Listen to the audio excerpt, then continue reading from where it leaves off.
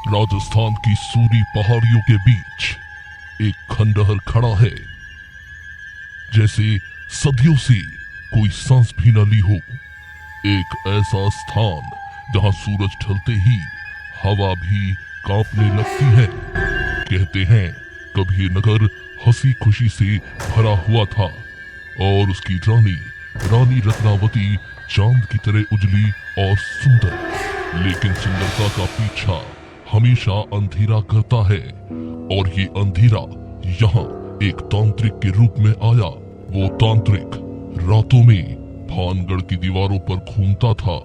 उसकी आंखें जंगली थी और मन में एक ही प्यास, रानी को प्राप्त करना।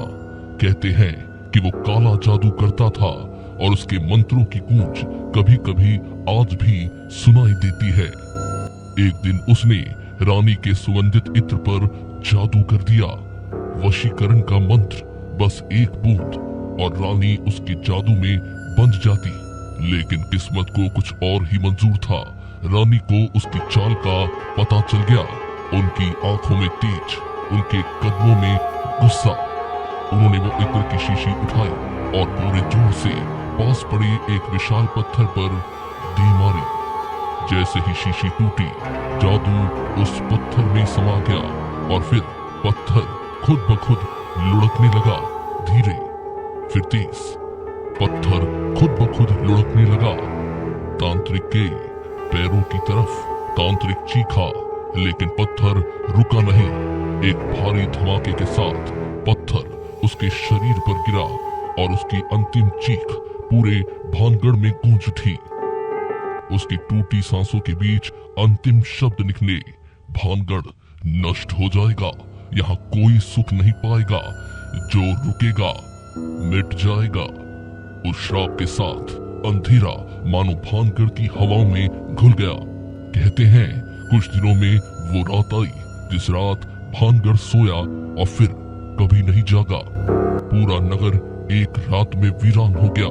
कोई नहीं जानता कि क्या हुआ। लोगों ने बस सुबह टूटी चूड़ियां, बिखरे सामान और सन्नाटा देखा। भानगढ़ की गलियों में मानो मौत चलकर गुजरी थी। आज भी जब सूरज पहाड़ियों के पीछे उतरता है तो भानगढ़ के दरवाजे बंद कर दिए जाते हैं। अजीब सी ठंडक हवा में फैल जाती है और खंडरों की दरारों से फुसफुसाहटें आती हैं। कौन आया है? क्यों आया है? कुछ लोगों ने रात में कदमों की आवाजें सुनी है, तो कुछ ने महल की टूटी खिड़कियों से एक परछाई झांकते देखी है। कहते हैं रानी आज भी घूमती है और तांत्रिक की आत्मा भानगढ़ की हर दीवार में बंद है।